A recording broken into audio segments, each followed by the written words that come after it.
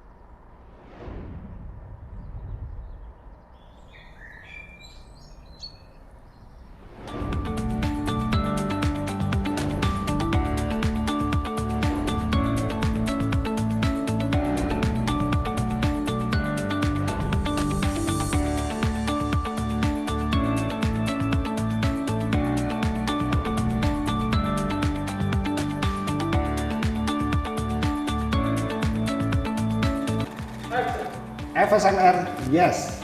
Youthful, energizing, and smart.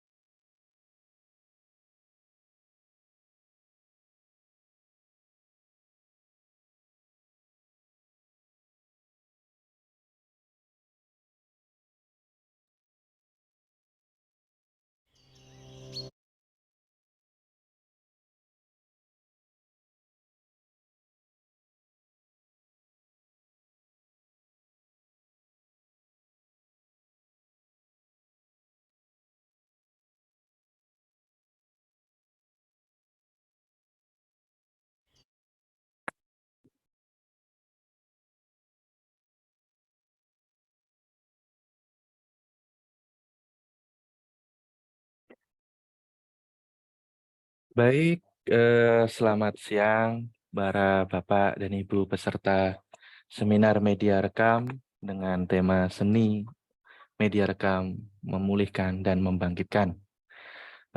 Perkenalkan sebelumnya, nama saya adalah Renald Alfian Yudistianto. Saya di sini diberi kesempatan sebagai moderator pada kesempatan seminar untuk sesi kali ini.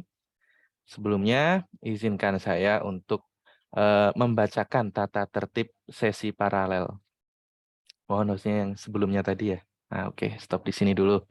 Baik, saya akan bacakan satu persatu. Yang pertama, peserta dimohon menuliskan nama sesuai yang sudah terdaftar pada formulir pendaftaran dengan format seperti ini, yaitu nama peserta, lalu underscore institusi.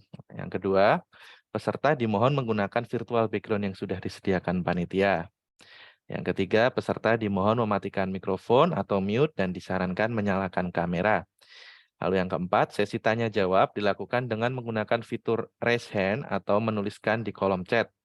Yang keempat, sertifikat akan dibagikan bagi para peserta yang mengikuti acara dari awal sampai berakhirnya seminar. Yang kelima, yaitu peserta dipersilahkan memilih sesi paralel sesuai keinginan peminatan, namun hanya diperbolehkan mengisi daftar hadir 1 kali saja. Daftar hadir nanti akan dikirimkan melalui sesi chat ya, di kolom chat. Nah, dalam hal terjadi gangguan pada Zoom, silahkan bergabung melalui kanal YouTube FSMR ISI Yogyakarta. Baik, itu adalah tata tertib sesi paralel untuk seminar media rekam tahun 2022. Baik, saya ingin menyapa rekan-rekan sekalian, baik para peserta dan juga para pemakalah. Selamat siang, Assalamualaikum warahmatullahi wabarakatuh. Waalaikumsalam warahmatullahi wabarakatuh. Waalaikumsalam warahmatullahi wabarakatuh. Ya. Semoga kita selalu senantiasa diberi kesehatan oleh Allah Subhanahu wa Ta'ala untuk bisa bersama-sama menikmati momen akademik ini. Baik, untuk kesempatan kali ini izinkan saya untuk membacakan beberapa pemakalah yang akan menampilkan makalahnya. Yang pertama ada Mas Niko Kurniajati dari FSMR ISI Yogyakarta. Selamat siang Mas Niko. Siang, baik. Bisa tes suara sekalian Mas Niko? Mas Rinal, suaranya bisa didengar? Ya, bisa terdengar dengan jelas. Oke, Terima kasih. jelas ya, Oke. Mas. Terdengar jelas ya, Mas Rinal ya. Siap, Mas Niko. Yang kedua, Bu Fitri Ermawati, MSN dari ISI Yogyakarta. Ya, siap Mas. Apakah Selamat terdengar siang. suara saya Mas? Terdengar dengan jelas, Bu Fitri. Lalu yang ketiga ada Bu Adia Arsita dari ISI Yogyakarta juga. Selamat siang Bu Adia Arsita, Bu Tita. Iya, selamat siang. Siang Bu Tita. Apakah suara saya cukup terdengar? Cukup terdengar dengan jelas Bu Terima Tita. kasih. Baik.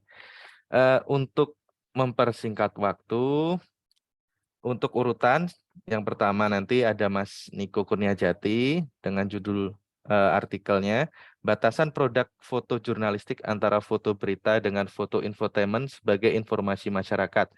Yang kedua, Bu Fitri Ermawati, yaitu dengan judul Foto Stereoskopik sebagai Media Hiburan Masyarakat Abad ke-19.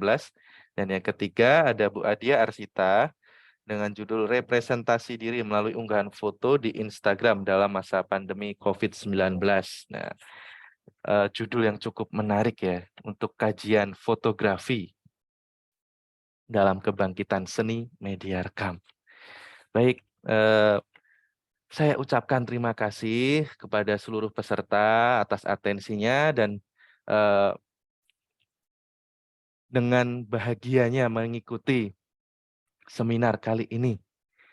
Baik, yang pertama Mas Niko sudah siap? Siap, Mas. Terima Baik. kasih. Oke, untuk setiap sesi nanti 20 menit ya Mas Niko ya. Ya, Ya, silahkan untuk share screen. bisa dimulai ya, Mas. Ya, silahkan Mas Niko.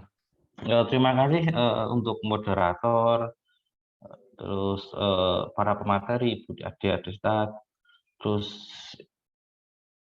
Ibu Fitri Ermawati, dan rekan-rekan mahasiswa yang hadir dalam forum seminar ini. Pada siang hari ini, saya akan membawakan materi dengan judul Batasan Produk Foto Jurnalistik Antara Foto Berita dengan Foto Infotainment. Bisa dibesarkan Mas Niko, mohon maaf. Sebagai informasi masyarakat. Oke, intinya gini rekan-rekan, mungkin beberapa tahun lalu, kurang lebih 1998, setelah pasca reformasi ada satu angin segar buat media, yaitu dicabutnya SIUP, surat izin usaha pers. Tapi surat izin usaha pers itu untuk foto jurnalistik sebagaikan dua mata uang. Satu sisi ada kebebasan pers, satu bisa memuat segala macam foto, tapi satu sisi itu pasti ada nilai ruginya, akan ada bentuk-bentuk infotainment, media showbiz dan lain sebagainya, di mana itu ada di produk-produk pers showbiz itu hanya awalnya ada di produk-produk negara-negara yang beriklim pers libertarian seperti Amerika dan Eropa, di mana foto-foto artis tayangkan, ada paparazzi dan lain sebagainya. Yang jadi pertanyaan, culture bermedia dan culture masyarakat kita di tahun 98 sampai sekarang itu siap enggak? Nah, yang jadi siapnya gini, ketika Syahrini pergi ke liburan ke Turki dan itu ditayangkan di saat pandemi, apa pentingnya orang istri tukang becak sedang nonton itu? Apa manfaatnya menonton tayangan foto-foto itu di tabloid atau di tayangan TV infotainment? Nah, di satu sisi pada saat pandemi ada tayangan foto-foto penurunan beras impor, di mana itu harga beras yang mulai melonjak naik atau beras yang sedang turun. Hal itu malah dibutuhkan, informasi tersebut dibutuhkan dari istri-istri tukang becak, emak-emak tukang becak sampai istri-istri pengusaha kaya raya. Jadi pas enggak? Apa aja sih batasannya? Nah, hal itu yang membuat kita menjadi bertanya-tanya, produk-produk foto showbiz itu masuk ke dalam produk-produk fotografi jurnalistik nggak sih? Nah, itu. Nah, yang kedua, hal tersebut pasti ada dasarnya. Karakter masyarakat kita itu sudah terbentuk menjadi masyarakat yang kepo dari awalnya. Terlalu ingin mengetahui privasi orang lain. Padahal ada satu perkataan dari jurnalis foto senior. Jika Anda berhasil memotret ranjang seseorang hanya untuk kepentingan infotainment, berarti Anda sudah melakukan kejahatan jurnalistik. Yang kedua, persebaran media sosial itu jauh lebih cepat daripada infotainment dan tabloid infotainment atau tabloid showbiz yang beredar di masyarakat. Karena hanya dengan satu kali klik di genggaman tangan, kita bisa menyebarin foto orang lain atau foto artis yang sedang kita jumpai. Hampir setiap sore di circle ke depan studio Trans 7, artis yang selesai syuting pasti jajan di situ, beli kebutuhan di situ dan lain sebagainya. Kita bisa motret mereka tanpa meminta izin tentunya dengan kredit dan lain sebagainya. Hal seperti itu sebenarnya mengganggu kenyamanan mereka. Seperti contohnya seperti itu.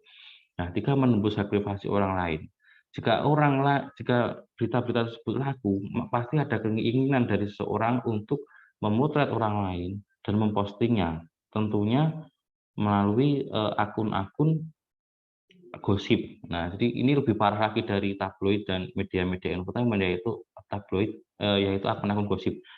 Contohnya beberapa bulan lalu, TWT itu pasca perceraiannya itu dia makan dengan orang lain di sebuah resto. Difoto juga oleh orang lain tanpa melakukan konfirmasi.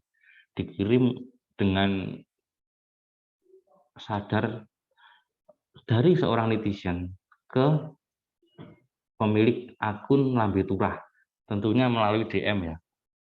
Nah, masyarakat pasti kan terbentuk, wah, opini masyarakat terbangun, baru aja ini berpisah langsung punya laki-laki dan lain sebagainya. Itu akan membuat moral orang lain, hanya dengan visual seperti ini akan membuat orang lain juga ikut rusak gitu. Gimana cara menginterpretasikan orang yang makan dengan orang lain dan diasumsikan itu sebagai pacaran yang baru? Kan tidak juga. Ternyata setelah dikonfirmasi, ternyata orang itu adalah manajer pribadinya.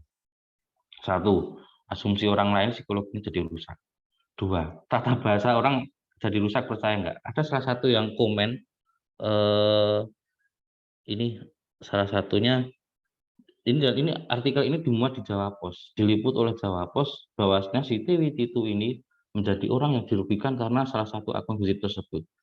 Ada satu yang bisa saya bacakan ya, tulisannya gini, hempung jadul mimin minta diganti tuh gitu kan. Jadi kan tata bahasa seseorang bisa ikut rusak karena sebuah komen-komen yang tidak tersaring sebelumnya. Lain dengan artikel yang dimuat di surat kabar harian, majalah atau lainnya, dimasukkan ke dalam halaman analisis isi opini publik dan sudah tersaring dengan redaktur akan menghasilkan tata bahasa yang lebih baik. 2. Ini yang ramai di tahun 2014 karena ini menyangkut keluarga kerajaan Inggris. Pada saat istri dari pada saat Kate Middleton bersama suaminya Pangeran William berlibur ke Australia, saat turun dari helikopter, roknya itu terangkat dan difoto oleh seorang netizen, dikirimkan di salah satu website berita gosip. Website berita gosip, bukan akun gosip lagi ya, bukan akun medsos lagi. Dan akun medsos itu juga kurang ajar karena diterbitkan di Jerman ya. Dia disandingkan dengan bokong Kim Kardashian dan artis lainnya, dan Khloe Kardashian, di mana itu kan dua artis yang maaf secara kekaryaan dianggap kurang kan, lebih pada artis gosip, showbiz dan sebagainya. Dan yang kurang ajar lagi, nggak benar captionnya ditulis baling-baling Royal helikopter berputar begitu kencang sehingga udara pun menyapu menyingkap gaun musim panas Kate. Belum pernah kita sebegitu. Terima kasih kepada helikopter yang telah membuat angin seperti itu. Jelas ini bukan tulisan sebuah media mainstream. Foto ini pun juga tidak ada sedikit pun masuk kepada kriteria foto jurnalistik. Nah, nanti batasannya apa saja kita singgung, kita bahas lagi. Nah, apa pemerintah tidak melakukan hal itu di Indonesia? Melakukan, tetapi hanya untuk media mainstream dan itu tidak semuanya. Berita tadi sudah diprotek oleh Kemenkominfo sehingga ada lanjutan klik untuk 18 tahun ke atasnya. Tapi itu tidak maksimal. Harus ada edukasi dan tindakan lebih untuk mereduksi foto-foto seperti itu. Ya, nah, gini, apa yang membedakan hal-hal tersebut begitu mudah diserap oleh masyarakat? Yaitu teori komunikasi massa. Komunikasi massa, surat kabar, majalah, media elektronik, apapun melakukan pemberitaan secara masif dapat menyebarkan sebuah pesan secara bersamaan tanpa ada batasan waktu kepada halayak yang banyak, tentunya dengan perantara media, entah itu surat kabar, TV, media sosial, atau akun-akun gosip secara mainstream. Yang jadi pertanyaan, hal itu apakah sudah disaring? Hal itu apa sudah menjadi produk jurnalistik yang benar-benar memenuhi standar? Nah, itu akan menjadi kajian lebih dalam lagi jika kita bisa mengkategorikan itu. Yang kedua adalah technological determinisasi media, atau ada yang bilang technological determinism media, yang awalnya dipopulerkan oleh Marshall McLuhan tahun 1962. Begini, segala sesuatu proses pertukaran media, pesan, dari komunikator ke komunikan pasti ada medianya. Entah itu media elektronik, media apapun, di mana media ini dapat mengaruhi pola hidup seseorang. Hanya dengan satu genggaman tangan kita bisa membaca puluhan berita di hari ini. Hanya dengan genggaman tangan kita bisa melihat lifestyle manusia, lifestyle public figure yang istilahnya itu kalau kita tidak pandai memfilter, apa kita bisa terpengaruh? Tentunya akan ada dampak buruknya. Contohnya gini, seperti seminar kemarin pada saat Bu Surya membawakan seminar. Dia berharap mungkin salah satu isinya media menjadi kebangkitan, menjadi media propaganda untuk masyarakat agar lebih baik lagi bangkit pada saat pandemi. Tapi yang jadi pertanyaan, iklim media di Indonesia berbeda dengan iklim media di Amerika pada saat resesi 1930 sebenarnya. Kalau dikaitkan dengan ini, pada saat pertengahan masa pandemi, banyak orang yang tinggal di rumah.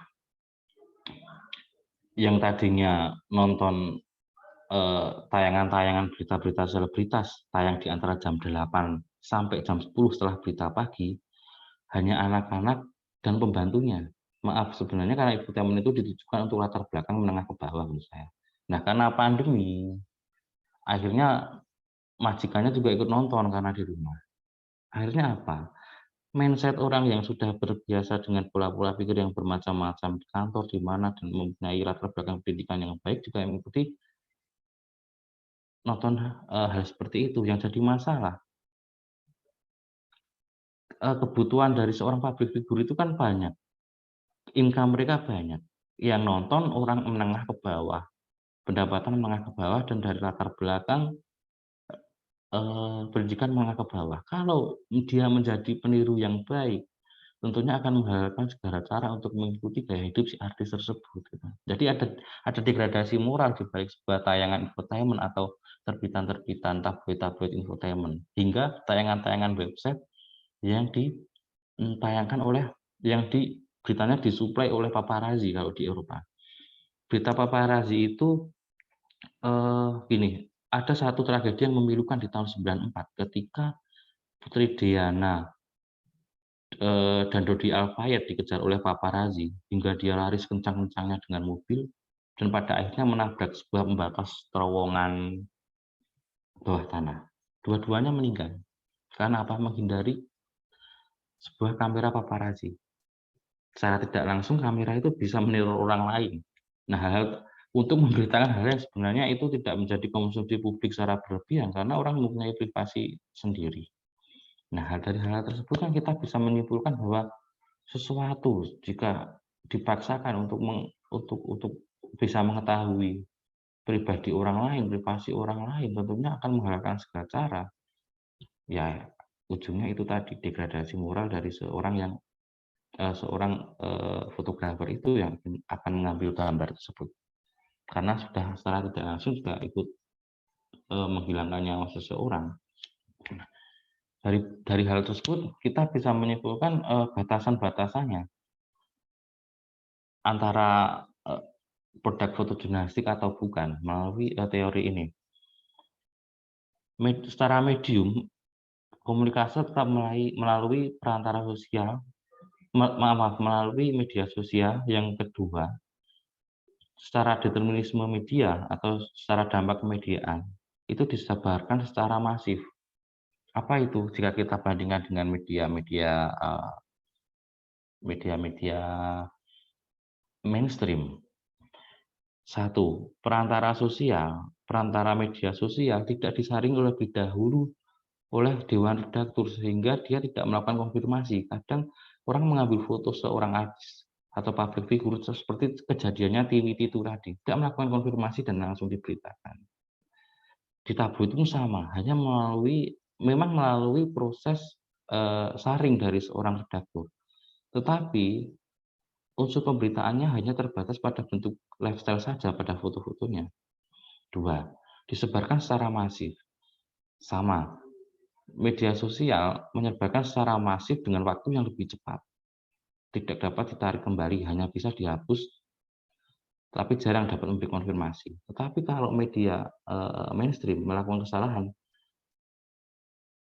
seperti contohnya koran tidak bisa ditarik kembali kalau sudah dijual. Tetapi media online bisa dihapus dan melakukan konfirmasi minta maaf. Itu juga dengan koran. Dua, sasarannya. Komunikasi massa tetap menggunakan masyarakat media untuk persebarannya. Ini tidak bakal dipungkiri karena sebagian dua mata uang aja di media kamera foto itu. Hanya dengan satu genggaman tangan kita bisa ngasih info ke orang lain, nggak tahu benar apa salahnya. Secara pengaruh masyarakat akan ada dampak pergeseran moral jika menelan mentah-mentah bentuk-bentuk lifestyle dari tayangan para public figure tersebut. Secara dampak, secara komunikasi massa akan ada kemunduran kaidah dan etika fotojurnalistik. Pada saat dulu etika jurnalistik, seorang jurnalis itu merupakan profesi yang sakral karena itu memberitakan kemerdekaan, memberikan informasi ke masyarakat turun di medan bencana, medan perang, dan lain sebagainya. Sekarang orang hanya dengan menggunakan segenggam handphone dan mengetahui privasi orang lain itu dianggap sebagai seorang jurnalis lepas atau citizen journalism tentunya tidak sedemikian mudah. Nah, dampak kedua adalah secara dampak kemediaan, masyarakat akan hadir sebagai peniru yang ulung. Pada saat yang jelas pertama itu trend fashion-nya. Itu pasti menjadi dampak pertama dari proses pertukaran komunikasi antara sebuah media dan masyarakat. Dua, secara kualitas visual, karena foto tidak akan lepas dari membekukan sebuah momen yang terbekukan, akan terarsipkan, entah cetak atau digital, jejak digital tidak akan terhapus dengan mudah. Kalau seumpama kehidupan pribadi orang lain, itu akan sangat fatal akibatnya. Membutuhkan waktu untuk masyarakat melupakan itu. Dua, secara dampak kemediaan, lembaga kita kurang memfilter, Kemenkominfo kurang memfilter tayangan-tayangan yang sifatnya menggiring opini publik, karena fungsi pers itu salah satunya dampak untuk alat kontrol sosial, sumber informasi, dan yang paling penting sesuai dengan Undang-Undang Pers Ayat 3 tahun 99 yaitu 99 dan 94 sebagai alat pendidikan, pemberian informasi. Ya, dua, penanggulangannya, ya ini tetap nggak jauh-jauh dari filter pemerintah, membatasi persebaran tabloid lifestyle, membatasi portal-portal berita lifestyle yang menayangkan sisi dampak buruk dari sebuah public figure. Nggak selamanya public figure itu bagus, artis kawin cerai dan sebagainya. Saat pandemi adalah hal yang sangat tidak mulia jika orang susah nyari makan, tapi infotainment menayangkan artis-artis yang sedang di rumah dan ngelapin mobil mewahnya. Di dalamnya difoto lagi, diambil videonya lagi, makanan-makanan bergizi yang disajikan oleh para ART-nya. Itu sangat tidak manusiawi. Yang kedua, dampak kemediaan adalah kalau dulu selama 35 tahun pers di Indonesia termasuk foto itu sangat dibendung oleh kepemimpinan Orde Baru dengan menerbitkan SYUP atau surat izin usaha pers. Mungkin bisa diketatkan lagi dengan izin usaha penerbitan dan penayangan. Bisa menerbitkan itu. Tetapi tidak sekeras Orde Baru lah. Mungkin hanya hal seperti ini, karena orang-orang bilang bentar lagi kita nih resesi yang bagaimana. Dari resesi itu masyarakat harus dibuat tenang, tidak ada konflik dan lain sebagainya. Jadi masyarakat diredam, media benar-benar bekerja sebagai alat-alat kontrol sosial. Nah, hasil pembahasan ini, teknologi visual tidak mudah untuk kita hilangkan, karena itu menjadi budaya di negeri ini. Ketika orang meningkat status sosialnya, dia akan memposting sesuai dengan bentuk eksistensinya. Itu sudah manusiawi, itu hal yang biasa. Tetapi alangkah tidak baik jika hal tersebut dilakukan dan diketahui oleh orang-orang yang memang bukan tidak mencapai stratifikasi sosial yang dia inginkan. Ketika tabloid itu dibaca oleh penjual sayur, di mana dalamnya artis dan lain sebagainya sedang berlibur ke luar negeri dan disediakan 2 halaman foto, parade foto. Ya gunanya untuk tukang sayur di Beringharjo apa? Stylenya pasti nggak baik untuk kedepannya. Pilihannya 2, kalau nggak misuh, marah-marah karena artis itu, waduh, pamer hartanya. Nggak jadi peniru yang baik. Jadi menjadi peniru. Itu hal yang tidak baik. Kedua, kenyataan masyarakat dipaksa untuk menerima sebuah tayangan visual berita-berita selebriti. Nah, itu dapat tayangan visual jika kita saksikan terus-menerus, lama-kelamaan akan merubah mindset kita. Ingat teman-teman, mungkin ada namanya teori pers 3 negara waktu itu. Nah, ada namanya sistem pers negara Soviet komunis, yaitu media hanya bertugas menjadi penyalur propaganda pemerintahannya. Itu ada di Rusia, Cina, Korut, dan lain sebagainya, negara-negara berpaham komunis. Nah, dari tayangannya menayangkan tentang kebaikan pemerintah aja, karena memang dia memang dirancang untuk alat propaganda. Akhirnya mindset masyarakat akan terbentuk bahwa pemerintahan yang ada sekarang itu akan baik. Yang ketiga, nah ini yang menjadi senjata bagaimana membuat media dalam hari ini produk-produk fotografi menjadi lebih bermanfaat bagi orang lain. Pasal 3 Undang-Undang Pers Republik Indonesia Nomor 40 Tahun 99 tentang pers yang menyatakan pers nasional mempunyai fungsi sebagai media informasi, pendidikan, hiburan, kontrol sosial. Dari sisi informasi, jelas informasi yang diterbitkan oleh tabloid-tabloid atau website-website penyedia tayangan-tayangan berita selebritas itu informasi yang sifatnya feature, di mana feature pun itu tidak memberi kemanfaatan untuk orang lain karena kita hanya mengetahui pola hidup orang lain, lifestyle orang lain, gaya hidup orang lain yang pada akhirnya membuat pikiran manusia itu sedikit demi sedikit termindset. Kedua, latar belakang pendidikan. Pers harus memberikan pendidikan kepada orang lain.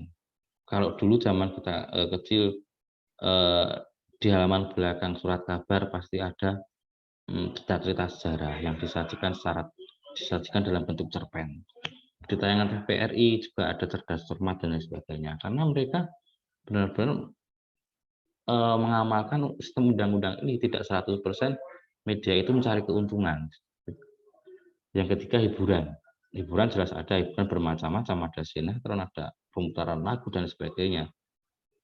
Kalau di surat kabar atau di portal berita online, pemuatan foto story itu salah satu tujuannya itu juga selain media informasi juga menjadi media hiburan. Setelah kita capek baca berita-berita spot news, kita bisa lihat foto-foto seri di surat kabar itu dengan tujuan memberikan refresh mata kita agar kita tidak bosan dalam membaca surat kabar. Tinggal 3 menit, Mas Niko. Mohon maaf. Oh ya, 2 menit lagi. Oke. Kesimpulannya, pemerintah melalui lembaga dalam hal ini harus memiliki filter yang baik dari pemberitaan. Kemenkominfo harus memprotek ini, memberikan regulasi jelas tentang penayangan gambar-gambar tentang infotainment. 2, iklim jurnalistik yang berbeda. Tidak semua produk media yang ada di Eropa itu pas diterbitkan di Indonesia. Sehingga harus ada regulasi yang membatasi itu semua. Dan masyarakat juga punya filter pribadi untuk membedakan hal itu. Baik atau tidaknya, hal itu dikonsumsi oleh mereka. 3, ada edukasi untuk masyarakat. Nah, masyarakat diedukasi dalam hal ini lembaga dan sebagainya agar dapat memilah tontonan yang baik, tontonan yang bisa menjadi tuntunan.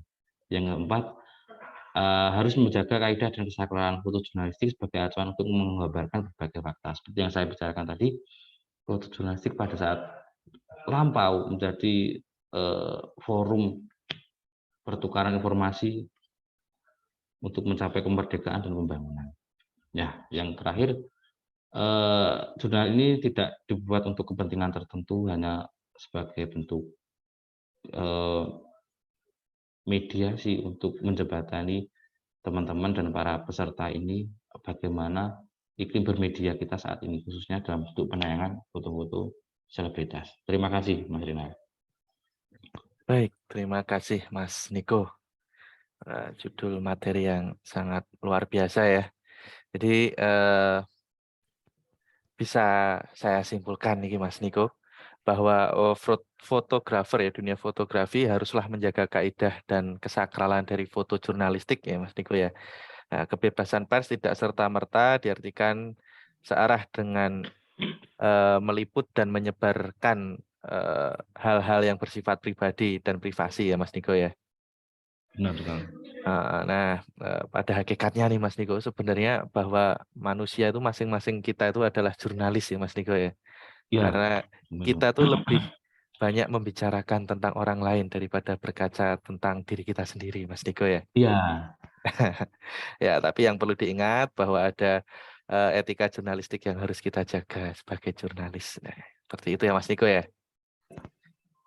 Baik, terima kasih Mas Niko.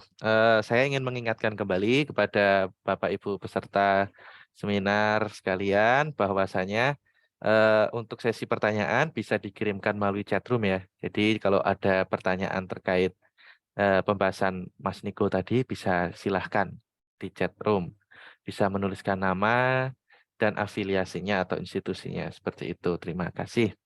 Lalu untuk absensi bisa juga nanti dikirimkan lewat meeting chat ya, di kolom chat nanti. Mohon ditunggu. Saya mengingatkan sekali lagi juga bahwa di akhir acara nanti akan diumumkan best paper.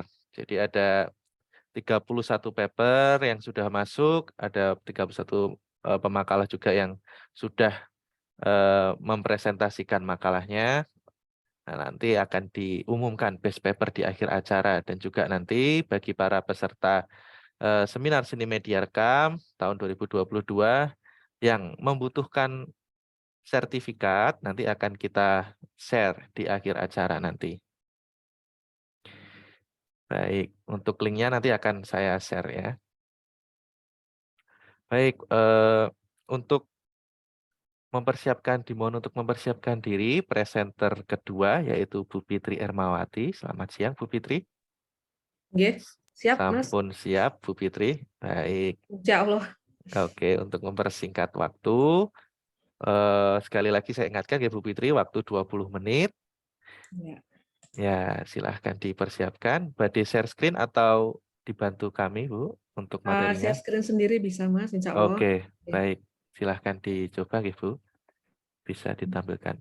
Oke, baik, mana tadi? Nah, ini dia.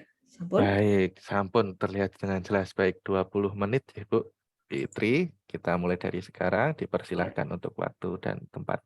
Iya, terima kasih Mas Ray. Assalamualaikum warahmatullahi wabarakatuh.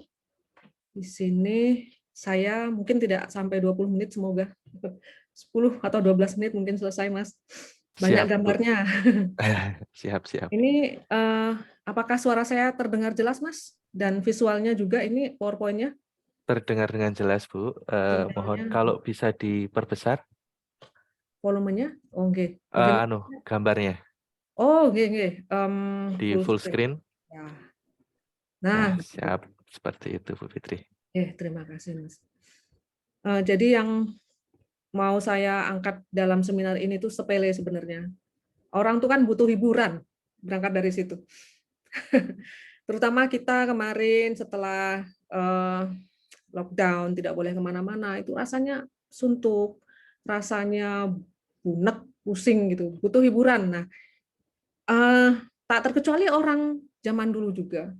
Orang sejak zaman kuno sampai awal-awal fotografi ditemukan dan sampai era kita sekarang tuh namanya hiburan tuh kita perlu ya, ini kebutuhan tersier supaya kita life-nya balance lah, life hidupnya seimbang, kualitas hidupnya lebih baik. Syukur-syukur meningkat karena ada hiburan, jadi hati kita senang. Nah, dan dengan pandemi itu kan kita semua seolah-olah seperti ditohok kembali bahwa imunitas itu adalah modal yang paling utama untuk kita bisa sehat, untuk kita bisa happy. Nah, gitu. Kalau kita happy, kita insya Allah juga sehat. Kalau kita sehat, kita insya Allah happy. Ya, saling berkaitan lah. Gitu. Nah, berangkat dari situ, saya mengangkat topik ini. Gitu. Jadi, siapa sih yang tidak butuh hiburan? Mau anak bayi, mau orang dewasa, mau orang tua, itu butuh hiburan. Walaupun hiburannya tuh persentasenya kecil lah gitu. Orang nginang itu juga menghibur dirinya. Orang-orang tua, nenek, kakek nginang. Seneng ya, selain menjaga gigi juga. Nginang karo ngilo, bahkan ada lagu seperti itu, nginang karo ngilo. Nah, terus Yang kalau di abad 19 dulu ya standar lah, kecuali hiburan dalam bentuk layar seperti yang sekarang ya, layar televisi, layar internet, layar gawai yang ada internetnya, layar bioskop itu belum ada. Nah, yang ada baru layar fotografi. Nah, tapi apakah fotografi bisa disebut layar? Tidak tepat juga ya. Lembar fotografi atau plat fotografi, plat foto.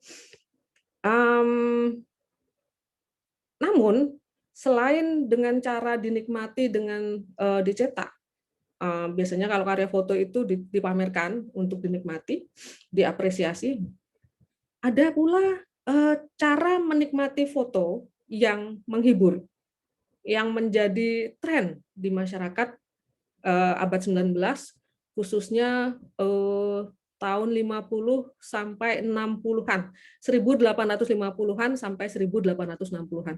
Nah, jadi abad pertengahan abad 19 gitu.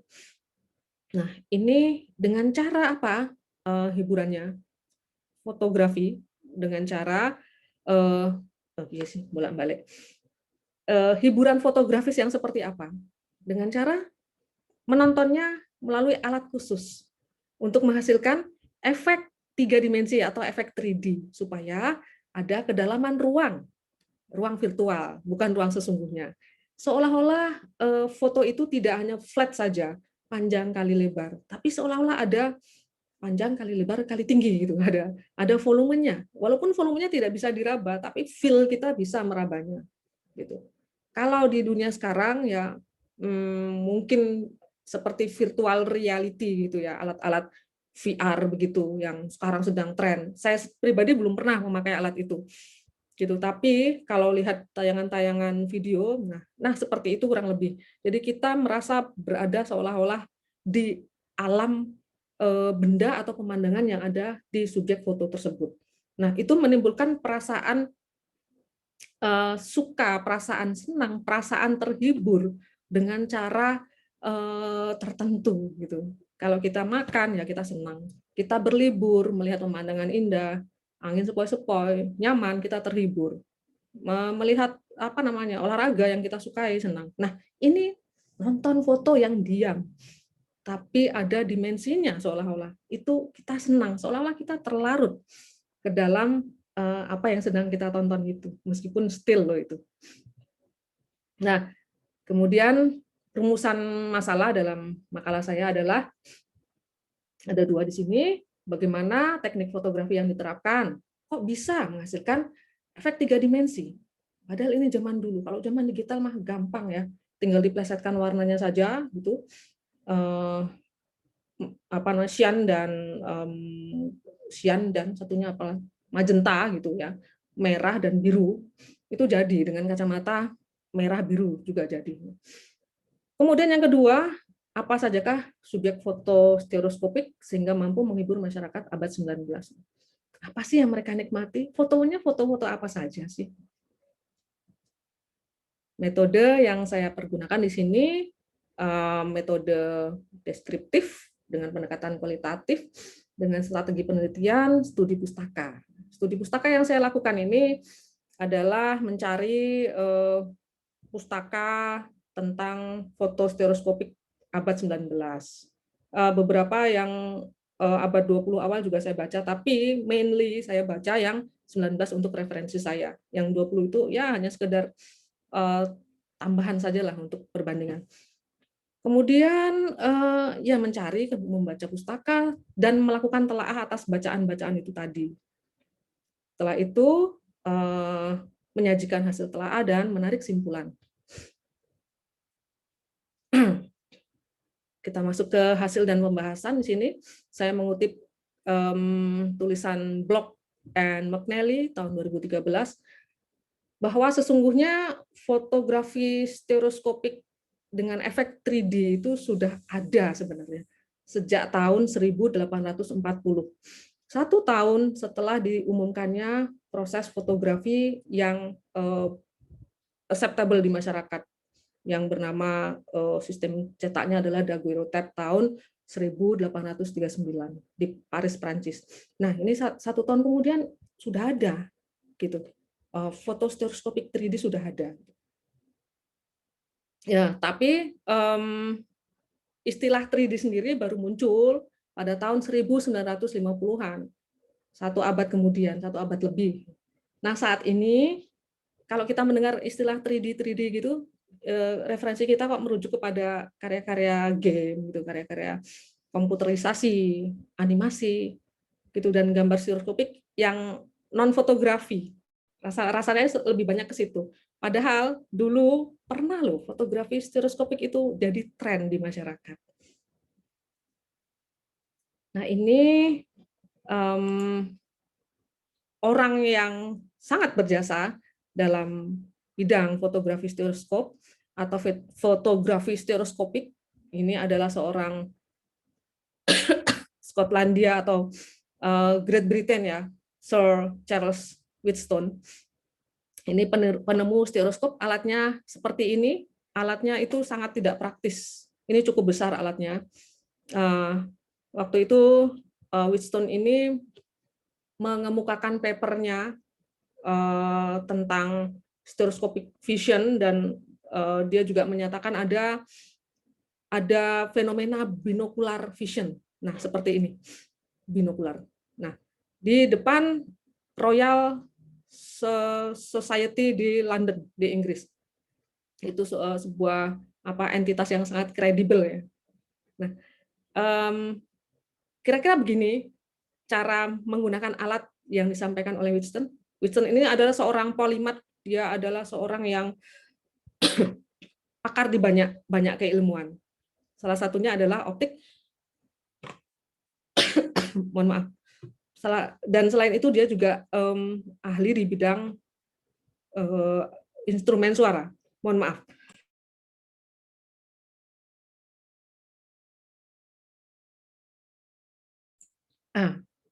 Mohon maaf karena masih belum fit saya. Itu. Jadi ini adalah lubang untuk melihat gambar. Aduh, mohon maaf. Jadi observernya melihat melalui lubang ini, C dan D. Gitu, gambarnya ada di sini. Kiri dan kanan. Nah, di sini, di dalam sini, bukan di sini. Kemudian di sini ada mirror. Ini ada mirror di sini depannya. Yang merefleksikan gambar yang di kiri kanan ini, di situ. Jadi kita mengintip dari sini mata kita. Intinya seperti itu. Kok nggak bisa? Nah, ini dia. Cara melihatnya begitu. Wah, ini untuk menghasilkan efek 3D. Ada gambar di sana dan ada gambar di sini. Nah, seperti ini. Nah, kita ngintip dari sini. Ini mirror. Gitu. Hasilnya menyenangkan karena ada efek kedalaman. Simple sebenarnya. Hanya nonton gambar 3D gitu sudah bahagia. Itu gambarnya itu harus dibuat secara hampir sama persis. Hanya dibedakan sedikit saja angle-nya atau jarak pemotretannya dengan sedikit menggeser kamera atau menggunakan 2 lensa yang kiri kanan supaya gambarnya slightly different saja. Nah, seperti ini. Ini kalau kita lihat ini apa bedanya ya? Oh, beda tipis nih. Angle-nya beda dikit. Nah, di sini ini ada space kosong, di sini tidak ada. Gitu, terus apa lagi ya? Nah, di sini ini pohon yang ini, di sini tidak ada pohon lagi. Nah, di sini ada. Hanya dengan memelesetkan sedikit itu sudah membuat perbedaan. Begitu pula sepasang foto 2 gadis ini ada sedikit perbedaan juga, harus ada sedikit perbedaan supaya muncul kesan 3D-nya. Pun dengan subjek ini, siput kecil, ini foto mikroskopik. Ini lebih kepada untuk ilmu pengetahuan gitu. Tapi untuk hiburan juga bisa. Tapi awal-awalnya ini untuk ilmu pengetahuan, foto mikroskopik seperti ini. Nah, ini how to memotretnya. Tadi saya sudah sampaikan di awal tadi. Ya, bisa dengan kamera stereoskopik lens yang 1, single lens seperti ini. dengan cara satu objek difoto 2 kali. Nah, dengan menggeser kameranya sedikit. Setengah film dan setengah film. Setengah film pertama terekspos, kemudian setengah film kedua terekspos juga. Sudut pengambilan agak berbeda dengan menggeser kamera, nanti hasilnya akan tampak realis 3D. Nah, ini karena cara pemotretannya begini, harus geser-geser kamera, ini cocok untuk pemotretan still life. Kalau untuk benda-benda, objek yang bergerak itu kurang sesuai karena nanti akan menghasilkan kekaburan yang tidak menguntungkan karena ini kita harus menggerakkan ini, keburu momennya hilang. Nah, kemudian ini juga single lens, ini ada relnya. Tadi tidak ada rel, sekarang ini ada relnya, ini lebih menyamankan fotografer, tinggal gerak sana, kiri, kanan, nah, nyaman gitu, tidak menggeser manually. Nah, seperti ini. Ini model buatan Latimer Clark single lens. Nah, ini yang sangat disukai karena ini double lens atau twin lens buatan dari ini pembuatnya John Benjamin Dancer, tapi perancangnya Sir David Brewster, orang berkebangsaan Inggris. Nah, ini satu objek difoto secara bersamaan karena lensanya ganda. Terus karena langsung difoto satu kali, ini objek-objek yang bergerak itu bisa difoto dengan kamera ini. Ya, ombak yang bergejolak, lalu lintas di jalan. Nah, kurang lebih penampangnya seperti ini. Kamera stereo Benjamin Dancer. Ini ada filmnya satu lembar tapi dibuat jadi 2 begini. Itu dan siap untuk memotret satu bidikan.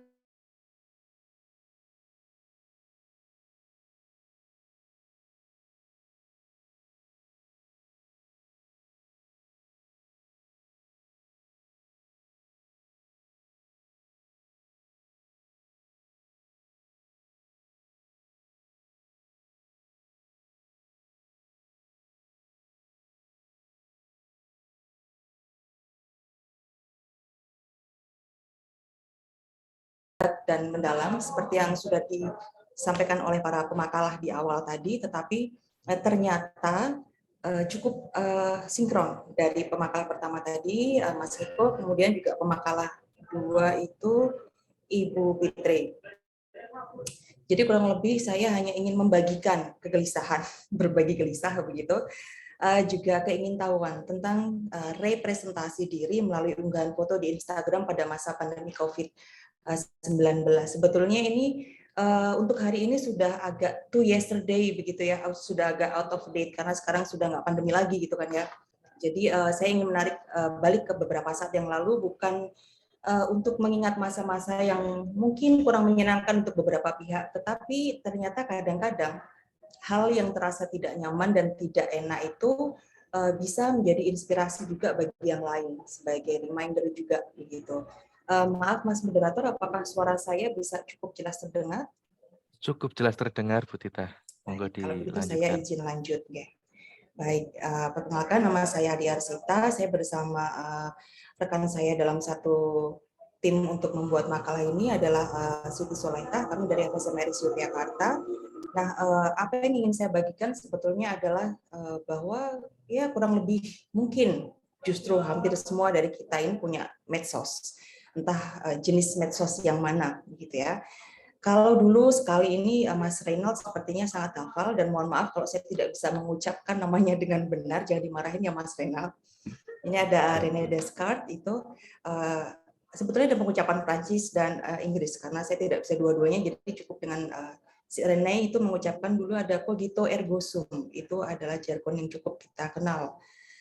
I think therefore I am. Intinya ya demikianlah saya eksis, begitu ya.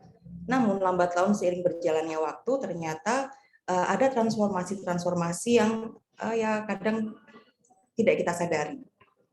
Kemudian dengan lekatnya smartphone di kehidupan kita sehari-hari, dari bangun tidur sampai tidur lagi begitu ya, itu kemudian dari I think therefore I am kemudian menjadi I post therefore I am. Hari ini nggak posting rasanya aneh, entah itu di Instagram, entah itu di status WA atau nge-tweet gitu ya. something's missing. Apalagi kalau jaringan down, itu udah kayaknya stresnya luar biasa. Bisa dibayangkan ketika kemarin lockdown, dan jaringan internet juga ikutan lockdown beberapa saat itu. Mungkin ada yang mengalami itu, saya salah satu yang mengalami itu, dan itu ada cukup kepanikan sendiri bagaimana sudah terisolir secara fisik, terisolir juga secara komunikasi, begitu. Apa yang saya mau sampaikan di diskusi kita siang ini di ruang ilmiah ini adalah bahwa dengan adanya smartphone, kalau kemarin itu ada pemakalah yang menyampaikan ya fotografi itu sudah lekat dengan kita, karena apa, kamera itu sudah melekat juga dengan kita, ada di smartphone kita masing-masing. Kayaknya hampir nggak ada HP yang tidak punya kamera sekarang. Sehingga ketika kita kalau flashback ke zaman dulu, apalagi saya ini dari produk dulu sekali, foto album foto di keluarga itu ada hal yang penting.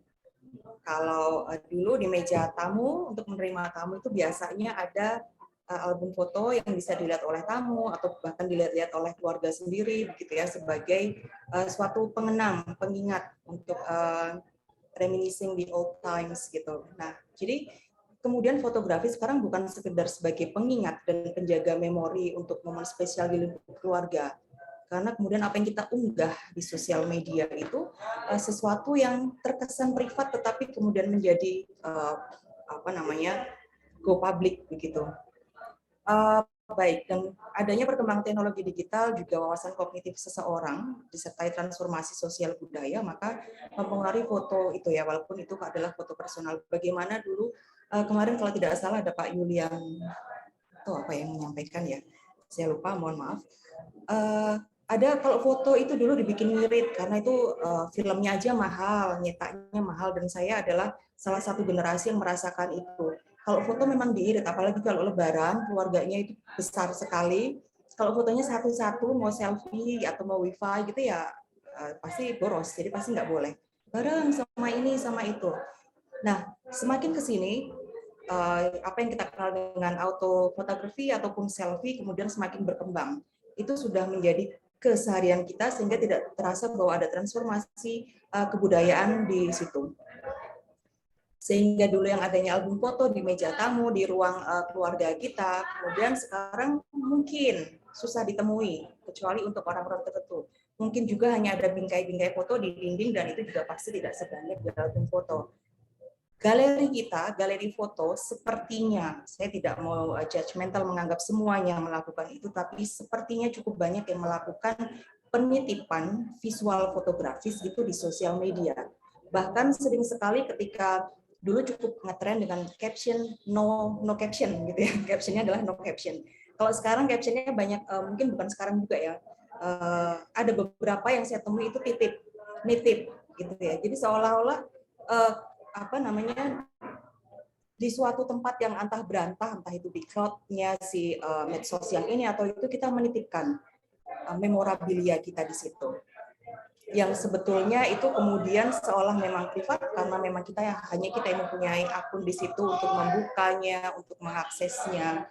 Tetapi kita juga sebetulnya mengapa menitipkan di situ supaya untuk dilihat orang juga. Seperti layaknya ketika kita menyimpan album foto di ruang tamu supaya tamu bisa melihat apa yang pernah kita bekukan, kenangan-kenangan kita bekukan, kita cetak di album foto itu. Dengan adanya pandemi COVID kemarin, Bapak, Ibu, Saudara mungkin merasakan ada pembatasan mobilitas fisik. Kita nggak bisa kemana-mana, sempat lockdown yang betul-betul ketat, bahkan setiap RT juga lockdown, mau keluar susah gitu ya. Sehingga yang dulu sibuk itu adalah Bapak Gojek sepertinya, karena harus kesana kemari, mengantar pesanan dan seterusnya.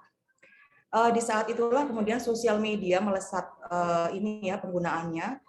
Di sekitaran 2020 hingga 2021 Instagram itu memang mencapai puncaknya penggunaan di Indonesia khususnya, karena itu adalah sosial media yang paling mudah diakses karena bisa dari HP, tidak membutuhkan kuota yang besar, dan somehow si Instagram ini lebih ramah karena dia bisa menampilkan foto, reels-nya juga tidak terlalu ribet seperti halnya Facebook. Walaupun Instagram itu integrated dengan Facebook ya, jadi sekali unggah bisa langsung muncul ke kedua sosial media itu. Lalu mengapa fotografi? Karena Instagram ini asal-usulnya dia adalah penadah foto-foto digital gitu ya. Dan ikonnya saja dia adalah semacam bentuk Polaroid gitu ya, square. Dan di awal-awal munculnya Instagram memang kita hanya bisa mengunggah secara square gitu. Kemudian sekarang sudah bisa diperbaiki rasio visualnya gitu. Bahkan juga sudah ada reels dan seterusnya. Mohon maaf ini terlalu berisik karena saya berada di dekat tempat parkir. Kegelisahan saya cukup simpel sebetulnya, bagaimana foto di media sosial Instagram, saya khusus mengambil Instagram, dapat menjadi suatu representasi seseorang, khususnya selama masa pandemi COVID. Seperti saya sampaikan tadi, pas lockdown, waktu lockdown itu kita nggak bisa kemana-mana. Dan ini muncul, keinginan saya untuk meneliti ini muncul karena teman-teman saya itu ada beberapa yang memang hobi traveling. Ada yang dalam negeri, ada juga yang sampai keluar negeri. Dan kegelisahan, gosipan mereka adalah semua nggak bisa kemana-mana, nggak bisa terbang nih, nggak bisa gini. Tetapi mereka tanpa sadar menemukan sesuatu.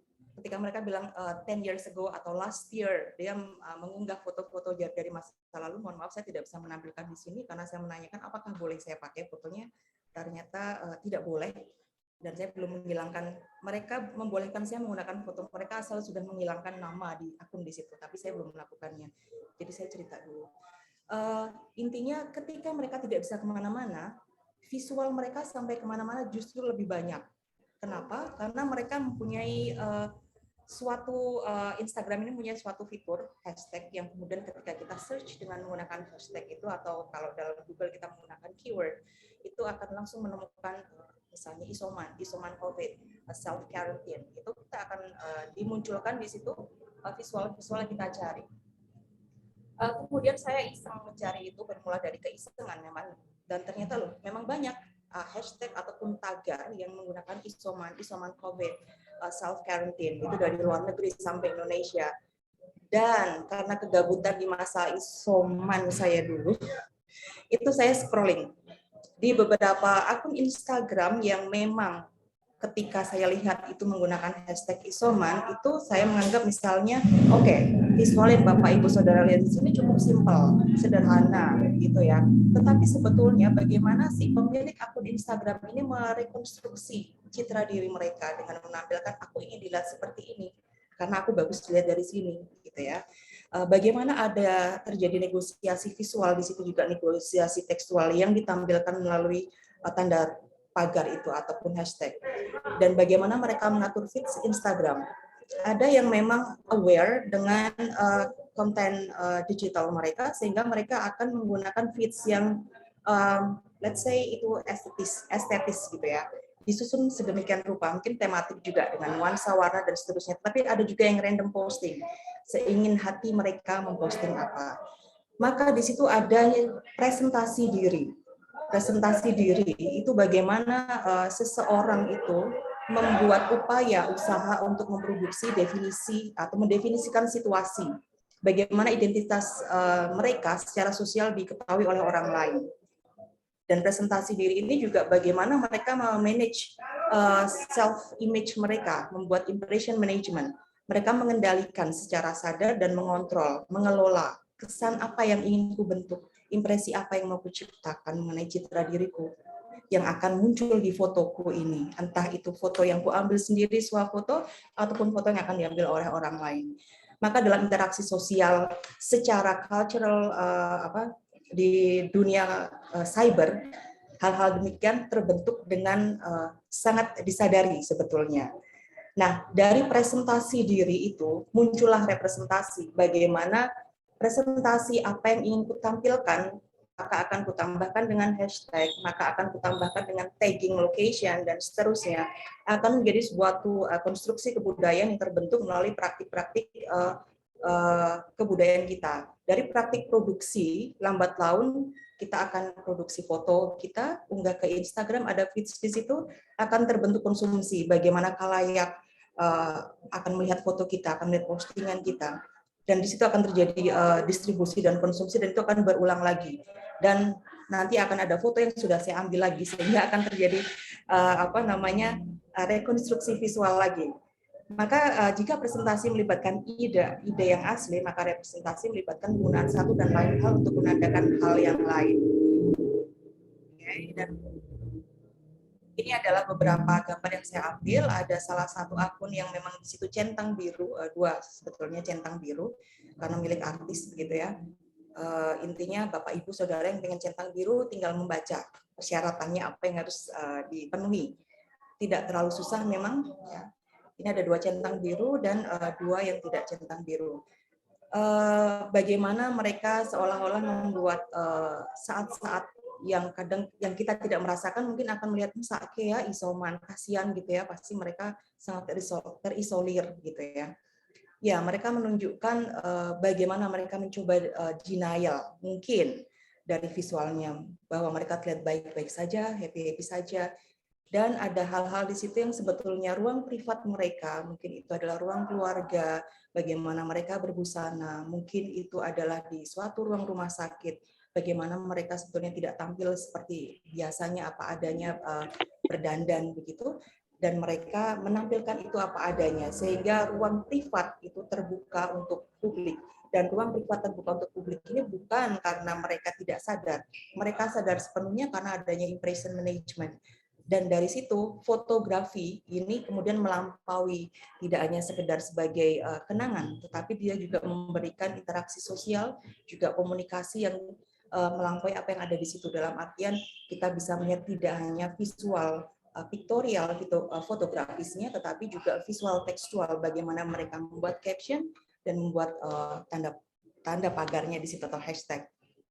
Dan dari tampilan-tampilan yang ada itu, maka fotografi secara secara sederhana yang kadang kita hanya sekedar iseng ambil foto, kita unggah tanpa betul-betul menyadari makna-makna yang terkandung di situ. Maka ketika fotografi digital dalam ruang sosial media itu, dia tidak hanya dimaknai secara single meaning, tetapi dia akan menjadi arbitrary. Apakah si penontonnya, kalaiknya akan memaknai seperti apa yang kita sampaikan, begitu ya, seperti apa yang kutunjukkan di foto, kutuliskan di foto dengan caption sebagai anchor-nya atau sebagai jangkarnya, apakah itu bisa dipahami secara sama? Maka dalam komunikasi instan, gitu ya, dalam komunikasi instan di sosial media, terciptalah ruang-ruang cyber, kemudian tercipta juga di situ komunitas-komunitas yang saling menyematkan hashtag yang sama. Mengapa? Karena mereka akan bisa mudah ditemukan dengan menuliskan hashtag itu. Dari situ adanya pembentukan identitas, tidak hanya self-identity, tapi juga cultural identity. Bagaimana hashtag tentang isoman di Indonesia tidak sama dengan hashtag tentang isoman di luar negeri. Bukan hanya karena masalah penggunaan bahasa, tetapi juga karena ada pemaknaan representasi yang lain di situ. Begitu. Dan sekali lagi bahwa fotografi digital itu adalah memorabilia. Di sini saya hanya ingin berbagi bahwa apa yang kita unggah ke sosial media sekali lagi pasti sudah dengan sadar kita unggah, dan itu akan bisa menjadi kenangan yang baik dan buruk buat kita bersama. Dan bagi yang merasa mungkin selama ini tidak sadar, hanya impulsif mengunggah, maka perlu dipikirkan apakah jejak digital itu akan bisa hilang dengan mudah, apakah jejak digital itu worth staying there, apakah bisa akan tetap ada di situ. Jadi dari apa yang sedikit yang bisa saya simpulkan dari ini percakapan sharing saya secara random tentang fotografi di sosial media itu adalah satu, bagaimana cyber culture itu terbentuk. Kalau tadi Mas Niko bilang ada Marshall McLuhan dari zaman dulu, adanya transformation, adanya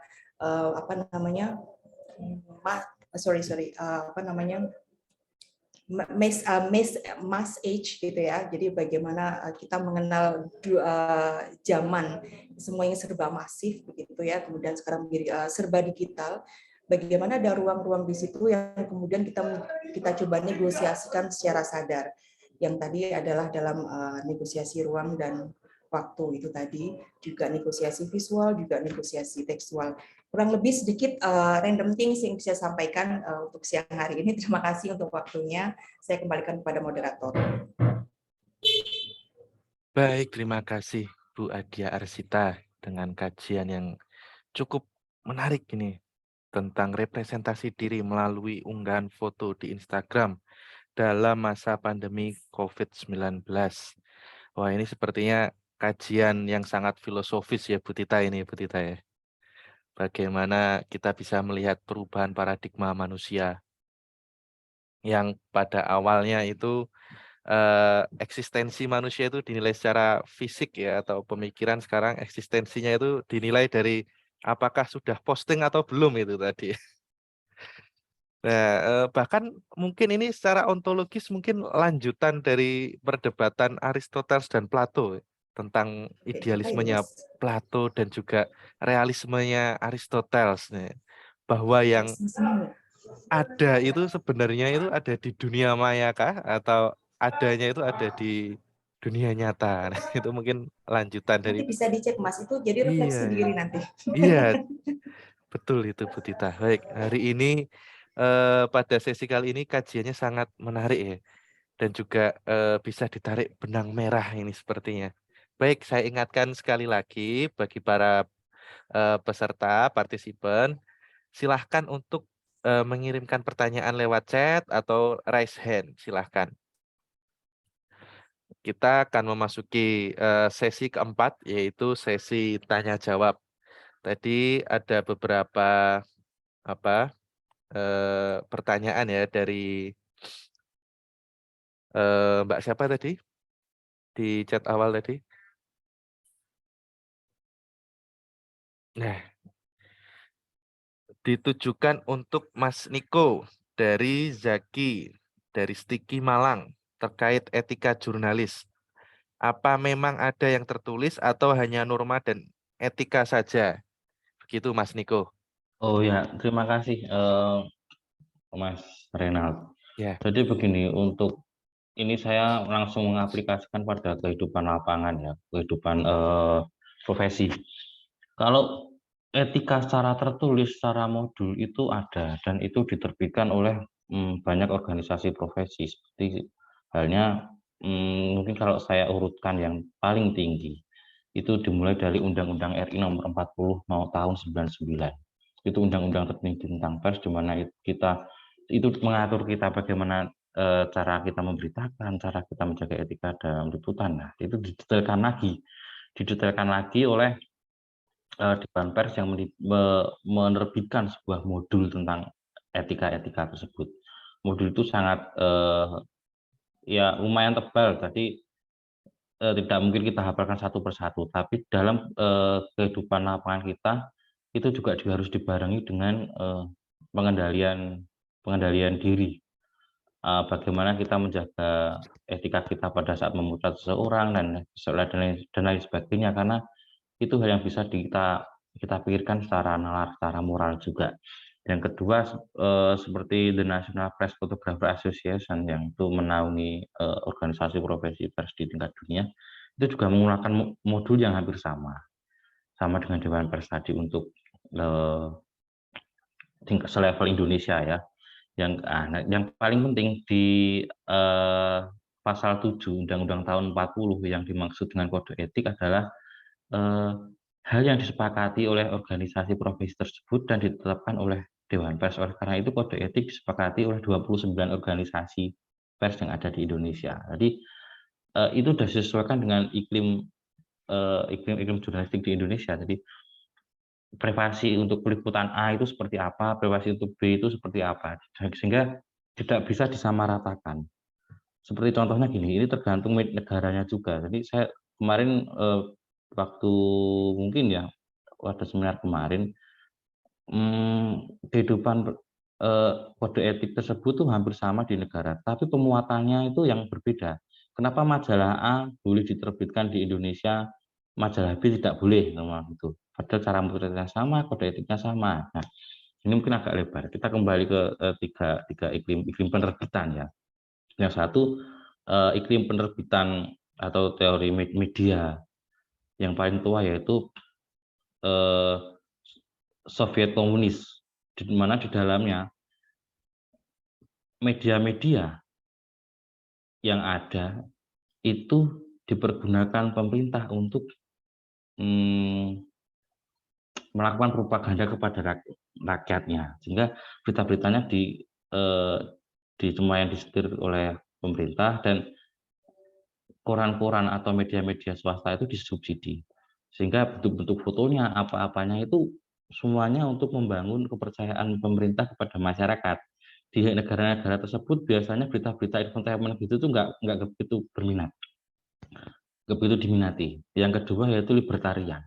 Seperti Amerika dan negara Eropa, libertarian itu sistem kehidupan bermedia yang paling bebas di Amerika dan negara-negara Eropa. Majalah Playboy pun atau yang lebih dari itu menerbitkan majalah yang isinya model-model yang telanjang buat pun legal. Media juga menjadi corong pemerintah gitu loh. Sampai saat ini paparazi di negara Amerika dan Eropa itu tetap ada, tidak susah untuk direduksi karena memang nggak ada sistem pers yang mengatur mereka gitu. Sehingga foto-foto selebriti yang kayak tadi kelihatan apanya itu tetap aja ada, karena selalu ada. Yang ketiga, sistem media,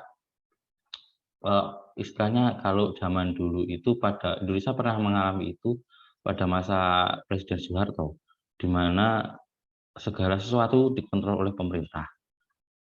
Nah, itu walaupun itu sudah selesai, masa itu sudah selesai dan kita beranjak ke semi libertarian tadi, tapi kita ini punya istilahnya adat istiadat timur yang tidak semua hal bisa kita foto, tidak semua hal harus kita terbitkan karena kita harus juga menjaga privasi orang lain gitu. Jadi ada bisa kita secara etika pengambilan gambar bisa diambil secara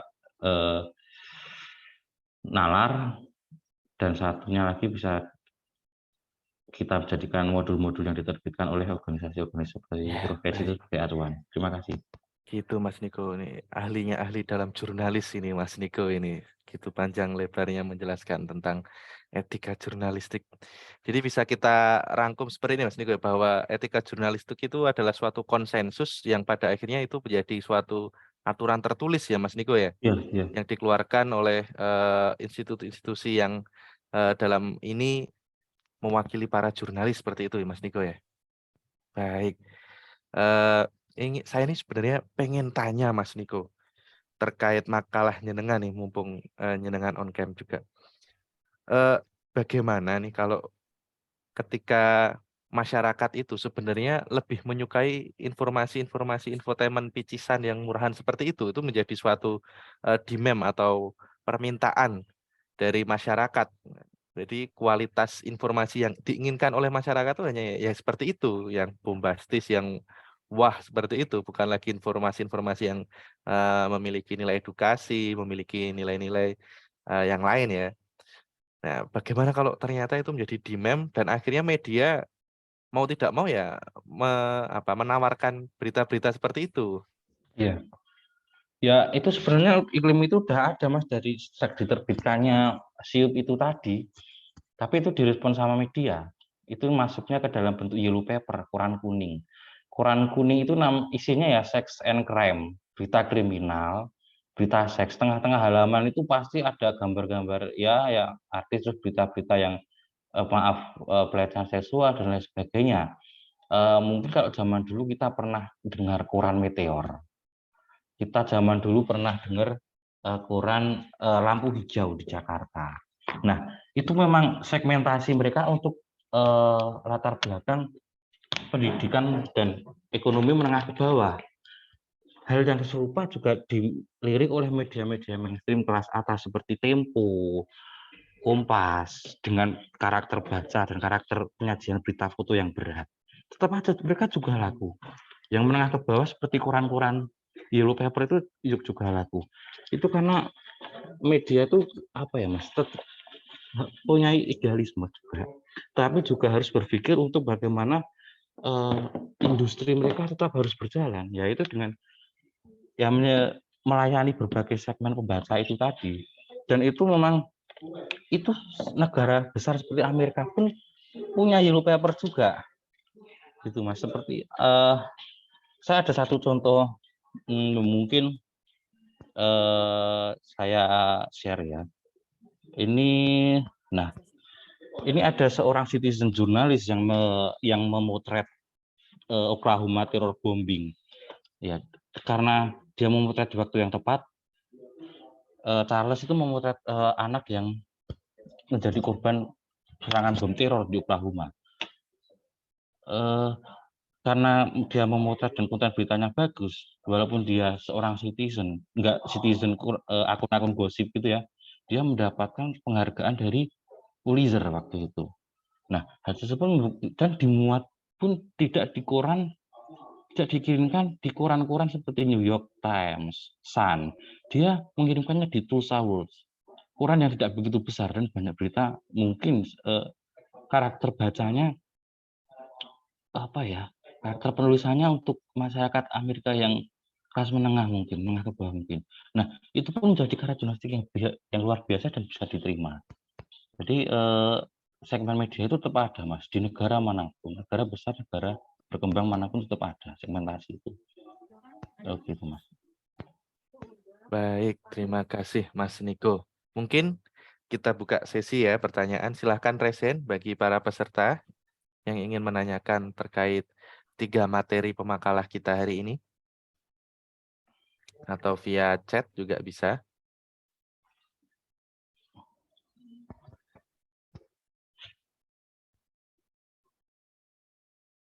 Baik, sambil menunggu pertanyaan, Bu Fitri, saya ingin menanyakan sesuatu Bu Fitri ini terkait stereoskopik itu tadi. Mas. Pada zaman itu berarti setiap rumah selain memiliki alatnya itu yang secara khusus tuh ya Bu ya? Ya. Jadi harus punya stereoskopik viewernya itu tadi ya. Nah itu zaman dulu itu apakah ada ini? Kalau zaman sekarang mungkin kalau HP itu iPhone, nah itu menunjukkan suatu strata sosial ya Bu ya. Nah apakah pada zaman itu stereoskopik viewer itu merupakan salah satu bisa untuk melihat ini stratanya orang ini orang kaya atau hanya bisa dimiliki oleh orang kaya, nah seperti itu, atau lifestyle semua orang itu bisa punya itu atau bisa membuat itu secara sendiri DIY itu Bu. Bagaimana itu Bu Fitri? Oke. Kalau yang saya teliti, penelitiannya ini baru ini Mas ya, ini belum penelitian yang sedalam itu sampai ke jenis-jenis yang berdasarkan level selera, harga gitu, belum banget sih Mas. Tapi sedikit yang bisa saya tangkap itu seperti yang tadi saya tampilkan misalnya Mas, yang simple itu yang murah, yang cuma dipegang begini saja, cuma seperti kacamata kita gitu. Device-nya juga sederhana, itu yang murah seperti itu. Nah, yang mahal itu yang misalnya yang freestanding tadi. Freestanding, kemudian berukir-ukir. Kebetulan kan waktu itu eranya era Victoria nih Mas, waktu itu. Era Queen Victoria. Nah, salah satu style Victoria itu kan kalau di fashion tuh juga banyak detailnya, banyak renda-rendanya, banyak tumpuk-tumpukannya. Nah, ternyata device fotografi seperti stereoscopic viewer tadi atau sering disebut stereoskop saja, itu juga tidak lepas dari itu. Itu baru pengamatan awal saya, Mas. Ini perlu pengkajian lebih dalam lagi supaya tidak keliru gitu. Dan mencari apakah harganya juga benar-benar seperti itu, perlu penelitian yang lebih valid lagi. Ini baru awal. Nah, seperti itu Mas. Kemudian yang jelas jargon tiada rumah tanpa stereoscopic viewer, tanpa stereoskop itu untuk kalangan menengah Mas. Jadi kalau kalangan bawah itu dalam literatur yang saya baca tidak disebutkan gitu. Jadi itu tidak ada rumah kalangan menengah yang tidak punya, pasti punya anak seperti itu. Iya, jadi kebutuhan primer ya Bu, seperti televisi itu ya Bu ya. Pada zamannya itu ya. Bahkan kalau zaman dulu tuh televisi sampai ada, kecilan saya tuh kalau ada tontonan itu saya nunut tempat tetangga itu Bu, zaman dulu itu belum banyak televisi ya. Betul sekali Mas. Sampai rumah penuh ya anak-anak Iya. nonton bareng, nobar, nonton TV. Kajian itu Baik. rekreasi ya bagi untuk Ya, masyarakat abad ke-19 dulu tuh. Ya. benar Mas. Iya, baik. Fitri. Baik, kami masih menunggu apakah ada pertanyaan dari para peserta. Silahkan bisa raise hand atau lewat chat.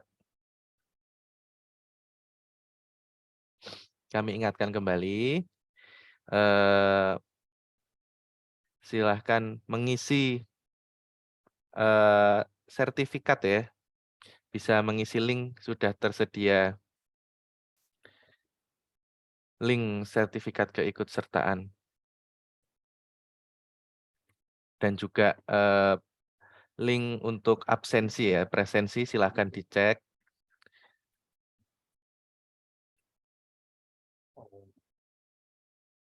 Silahkan untuk dicek, sudah terdapat di kolom chat bahwa ada 2 link di situ, ada link presensi dan juga link untuk sertifikat. Sudah disediakan host di meeting chat, seperti itu. Saya ucapkan terima kasih sekali bagi para peserta, bagi para pemakalah dan pemateri pada hari ini telah mengikuti rangkaian seminar seni media rekam 2022 dengan tajuk Seni Media Rekam Memulihkan dan Membangkitkan. Baik. Di akhir ujung acara ini, izinkan saya untuk mengumumkan best paper. Mohon untuk host bisa menampilkan best paper. Nah, ini. Baik. Ada 3 kategori. Yang pertama fotografi, animasi, dan film dan televisi. Berdasarkan pemilihan best paper panitia seminar seni media rekam tahun 2022, didapatkan 6 best paper. Yang pertama yaitu Bapak Julius Widi dengan judul Disrupsi Media Fotografi sebagai Gaya Hidup. Yang kedua, FX Damarjati MSN, pencatatan praktek fotografi olahraga jalanan di Jakarta pada masa pandemi. Yang ketiga, Mas Nur Amir Fauzi. Lalu di animasi ada Mbak Ika Yulianti. Yang kelima ada Heni Hidayat. Lalu di film dan televisi ada Mas Petrus Damiami Sitepu dengan judul genre drama sebagai favorit di Netflix periode Januari sampai Juni 2021. Baik, itu adalah best paper untuk pada seminar seni media rekam pada tahun 2022 ini. Nah, untuk informasi lanjutan bisa kita informasikan nanti di grup pemakalah ya, di grup WA pemakalah atau bisa menghubungi panitia. Sebelum kita menyelesaikan sesi kali ini, izinkan saya untuk mengajak rekan-rekan sekalian untuk berfoto bersama. Foto tatap layar bersama ya. Apakah host sudah siap? Kami mohon untuk di stop share screen-nya dan juga saya memohon untuk rekan-rekan semua bisa menyalakan kamera ya untuk kita bisa foto bersama untuk mengabadikan momen kali ini. Baik, mohon untuk rekan-rekan sekalian bisa on cam biar wajahnya yang ganteng dan cantik ini bisa terekam dengan jelas. Baik, sudah siap untuk host? Baik. Sudah. Oke, kita mulai di slide pertama. 1, 2, 3. Baik, sudah.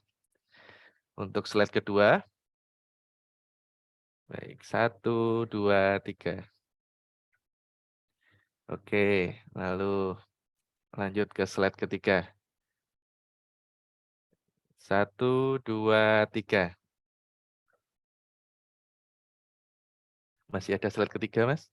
Oke, sudah.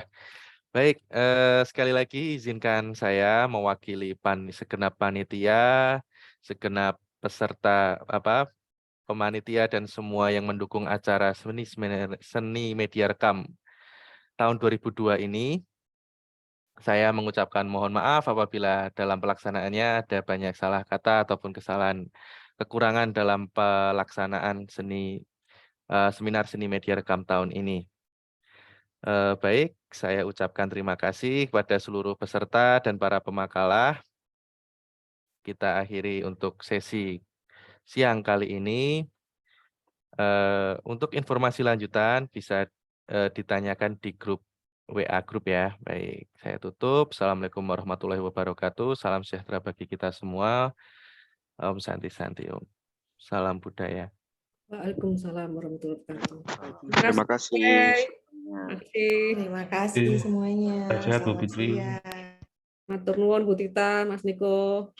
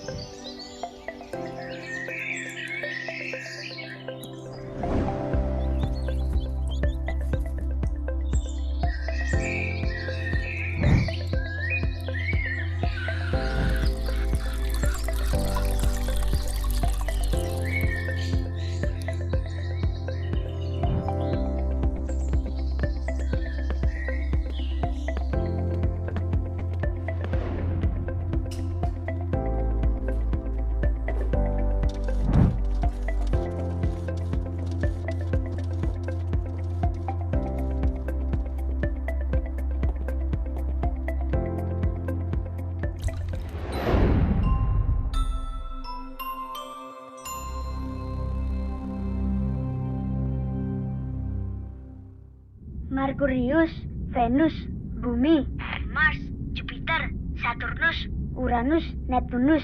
Gitu kan? Ya lo, ini lo udah mau keluar aku. Loh, yang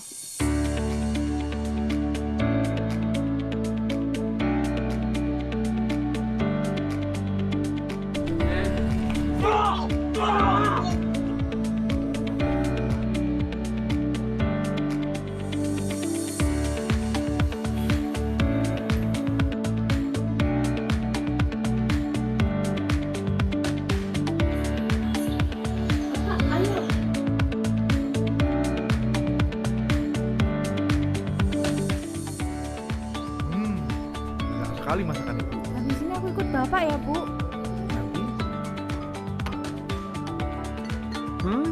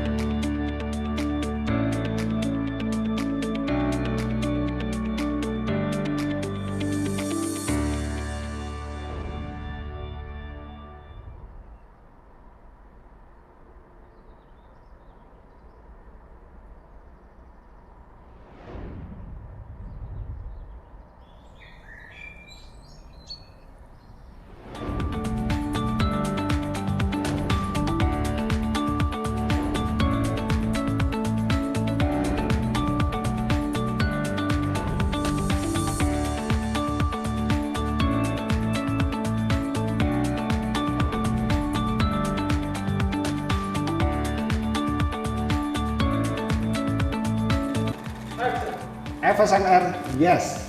Youthful, energizing, and smart.